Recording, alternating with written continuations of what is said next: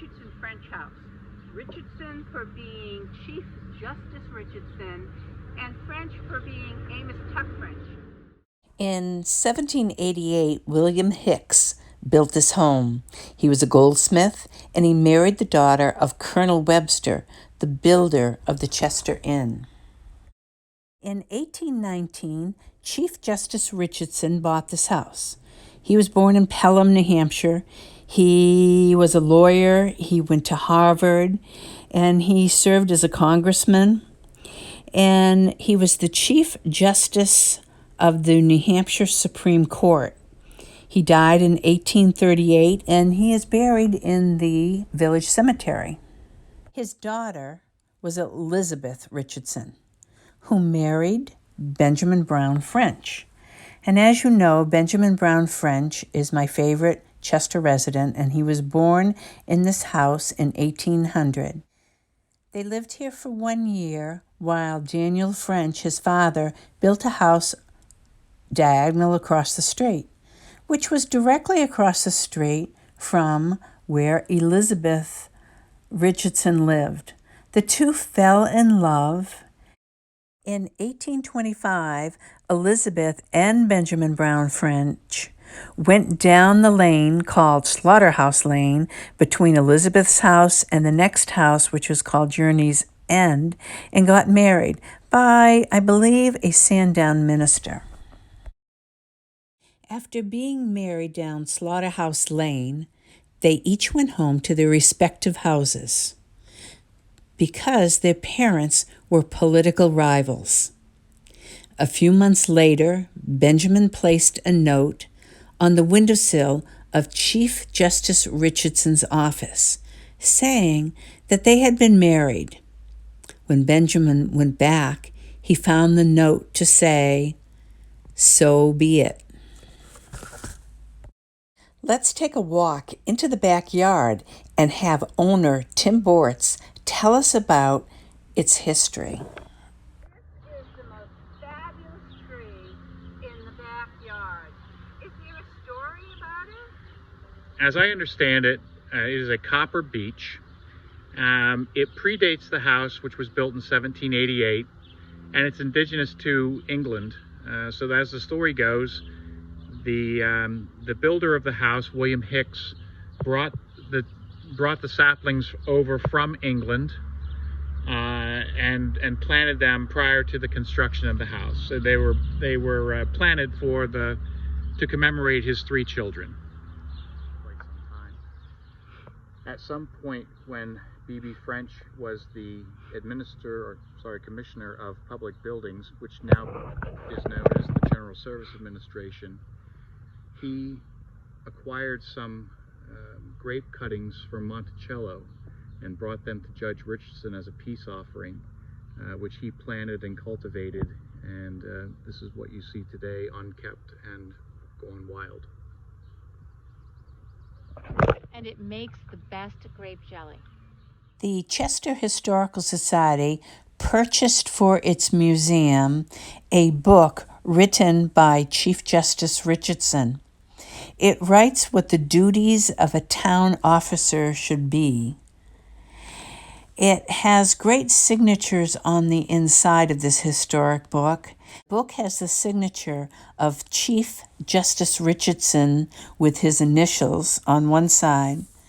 It looks like the book was given to Samuel Bell as a gift by Chief Justice Richardson. The book is also signed by Amos Tuck French. In the backyard of this house, in 1798, Governor Gilman received the 17th Regiment. In 1800, people from Chester and surrounding towns met at this house to pay tribute to the late deceased General George Washington. They marched to the meeting house with the bell tolling, and Reverend Bradstreet delivered an address. The procession then returned to this house. Also, Franklin Pierce, before he became president, visited this home several times. In 1904, Amos Tuck French buys this old homestead, which was once his great-grandfather's, for a summer residence. Amos Tuck French lived a very privileged life, traveling through Europe with his family. He went to Harvard. He had a seat on the New York Stock Exchange, and he was the vice president of a Manhattan bank, and he built a house in Tuxedo Park. In 1909, Amos Tuck French renovates this house. He adds servants' quarters and a portico on the back. Let's go inside. I have something amazing to show you inside the house. This is a front window on the Richardson house. Look very, very close in the glass. Etched the names of some of the people who have lived in this house. The initial ATF is one of them, and that would stand for Amos Tuck French. And Elizabeth Richardson French's name is etched on the window. And if you look very, very closely, you can just barely make out an L-I-N-E, and that would be Amos Tuck French's daughter, Pauline. Pauline French Wagstaff is etched on the window. In 1908, Pauline married Samuel Wagstaff. In 1911, his mother buys him the house next door, which was once Lord Timothy Dexter's house. He names it Journey's End. There is a video that I have done on this house. Check it out. He hates Newport, Rhode Island, and New York's high society.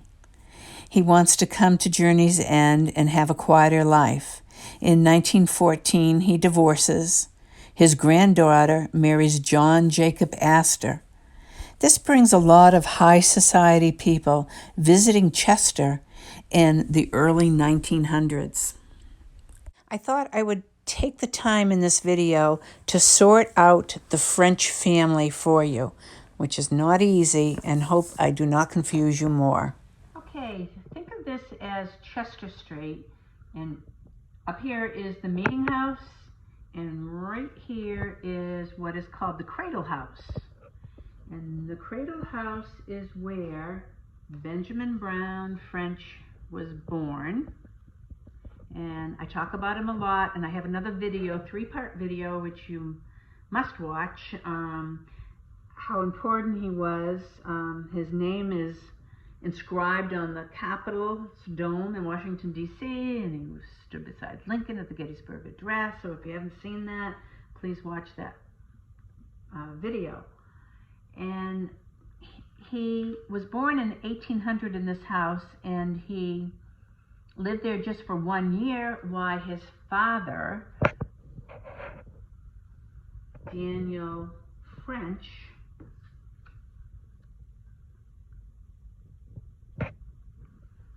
built this grand house, and it was thought to be the grandest house in Chester, and it was 3 floors, very unusual. Chester didn't have anything with 3 floors, and it was similar to what you see in Newburyport or Portsmouth. So then Benjamin Brown French moved there, and across the street from this house was the Richardson house, and Chief Justice Richardson lived here, and they were political rivals and didn't speak to each other. And Chief Justice Richardson had a daughter, Elizabeth, and Elizabeth and Benjamin fell in love. And one day they went down a lane between these 2 houses, which was the Richardson house and the Dexter house, which was Lord Timothy Dexter's house. And the lane was called Slaughterhouse Lane, and they got married, and I believe they got married by a minister in Sandown. And then they went back to their own houses, and they didn't tell anyone. And a while later, maybe a month or so later, Benjamin Brown French left a note on the windowsill of Chief Justice Richardson's window that was open to his office, and left a note which said that they got married. And when he went back later in the day, he picked up the note, and Chief Justice Richardson had written, "So be it." Daniel French's grandson was Daniel Chester French, and he took Chester as his middle name because he loved Chester so, and he spent every summer in Chester with his grandfather. And he is the sculptor of the Lincoln Memorial. So after, in the late 1800s, early 1900s, Amos Tuck French owned the Richardson house. He was from a big banker from New York and owned in Newport, Rhode Island also. And his sister bought diagonally across the street at the clockery where Isaac Blaisdell had once lived in the 1700s. Elsie French Vanderbilt was married to Albert Vanderbilt, the Albert Vanderbilt which died on the Lusitania. They had divorced. Her son was going to St. Paul's School, private school in Concord, New Hampshire, and she would stay at the house here in Chester when she visited him. So Amos Tuck French's mother then bought him as a birthday gift the Dexter house, and he moved there. And he called it Journey's End, and he got divorced and wanted to retire here. Chief Justice Richardson and Amos Tuck French are both buried in the Chester Cemetery. And there's a little lane that is across the street from this lane, Slaughterhouse Lane, and they named that lane Fifth Avenue. Okay, now it's so difficult to teach everybody who is related to who here, and they were all related. So I'm going to remove the houses and build a family tree. Amos Tuck French purchased the Richardson house because I've read that his grandmother lived there once, but I have found that his great-grandmother and great-grandfather and great-great-grandfather lived in this house. So Amos Tuck French's father was Francis O. French. His grandfather was Benjamin Brown French, which married his sweetheart, Elizabeth Richardson. Now, Elizabeth Richardson was born in the house, so that would have been his grandmother born in the house. And his great-grandfather owned the house, owned the Richardson house. Then on the Brown side of the family, on Benjamin Brown, there's Amos Tuck French, his father. Here's his grandfather. Benjamin Brown French's father was Daniel French, and his mother was Mercy Brown French. And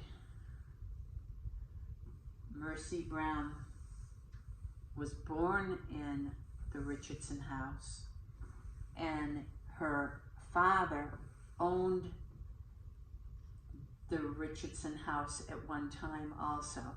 So it's Amos Tuck French, his father, his grandfather, his great-grandmother, and his great-great-grandfather.